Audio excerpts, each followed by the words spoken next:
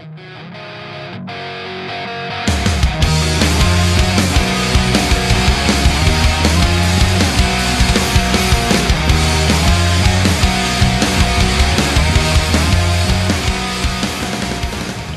are other ice resin pieces I've made recently. You can see how shiny that is. Your voice a choir, your words a chorus, fire singed in my heart. Now standing behind you, in awkward silence, quiet deafening is breaking my heart. Why can't I hear you? Why aren't you singing? The silence you're so broken. I have a little pile of gears. I bought my ring base at a local craft store called Ornamentia, and that's ornamentea.com. They also sell things online. I don't know if they still sell these ring bases, but I'm sure you can find them on Etsy or other, craft stores. Ring base. I cut out a piece of colored paper and I glued it into the ring base using diamond glaze. And that's diamond glaze. Now, diamond glaze can be used to make little coatings on things, like on these pieces here, but it's thinned with water, and I just, I don't feel it's as nice of a coating. It's not jewelry grade. It's not something I feel comfortable making for my customers and selling to people. Now, it's fine for my kids if they want to make a little bottle cap pendant, or, for gluing inside of here, because this is going to be coated with resin. But I don't use it to coat completely over things. Now, if you do something with diamond glaze, and it comes out nicely, but then you decide, hey, you know what, I want to go back over it with ice resin, you can do that. I've done it. I've gone over things I've done in the past with diamond glaze. I think this is one of them here. Let me see if I can pull this one up to the camera. I originally did this with diamond glaze, and then I discovered ice resin, so I went back over it with ice resin, and it came out just fine. It didn't, the ice resin didn't interact with the diamond glaze at all. It's still clear, it's still solid, it's still very pretty. Now, you'll notice there's a little bit of bleed on the photograph and a little bit of discoloration. Of course, I probably can't tell under this light. It looks kind of yellow in this light. But there is a little bit of bleed, and that happens with diamond glaze. It can also happen with ice resin. When you have something a little bit porous like paper, it will soak into it. Sometimes, now I have this happen very rarely, but it has happened, when you have a piece of metal that you're putting in ice resin, sometimes the metal can discolor.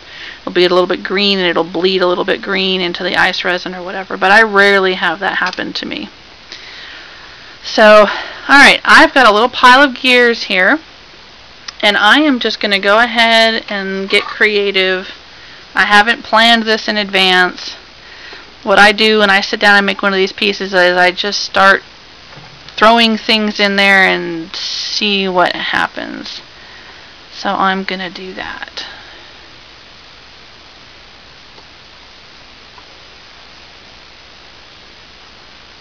I'm going to start with my larger gears on the bottom, and I'm using a pair of these tweezers. Now, these are pearl knotting tweezers. They're for, as described, for knotting pearls into silk. They have those little pointed ends, and they're really good for making really, really tight little precision knots. I use them for just about everything else. I'm not a fan of pearl knotting, but I will use them for other things, like picking up and placing gears and moving things around.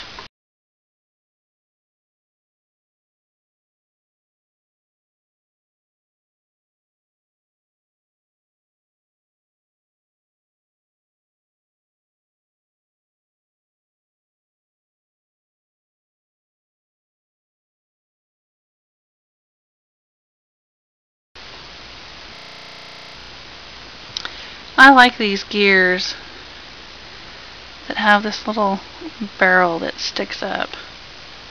I don't know if you can see that, but if I turn them over, it gives a little bit of height and dimension. You can stack things. Now, I'm not trying to make a machine. I'm not trying to make something that works. But I'm making an ode to a machine. I'm making something that evokes the idea of the beauty of machine. Some people complain about, just glue gears on it and it's steampunk. Well, yeah, some steampunk pieces do look kind of cheesy that way. But that's a matter of artistry, I think, and not technique. I think some things that have gears on them can look really cool. Because you're not trying to make a machine. You're trying to make an artistic rendering of what a machine means, what's beautiful about a machine. Let's put this one.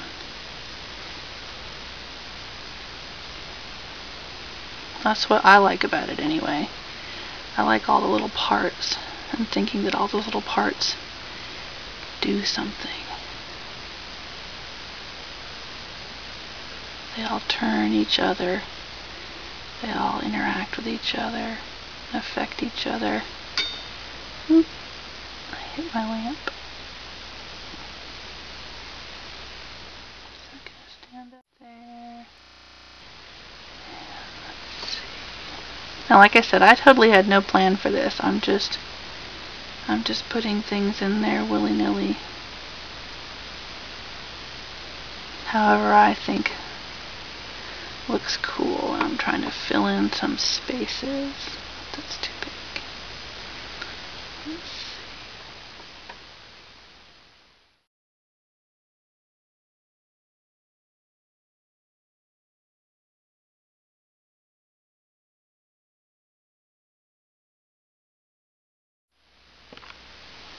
Now I have the ring all ready. I'm going to do the ice resin. And I will start with part A and a measuring cup.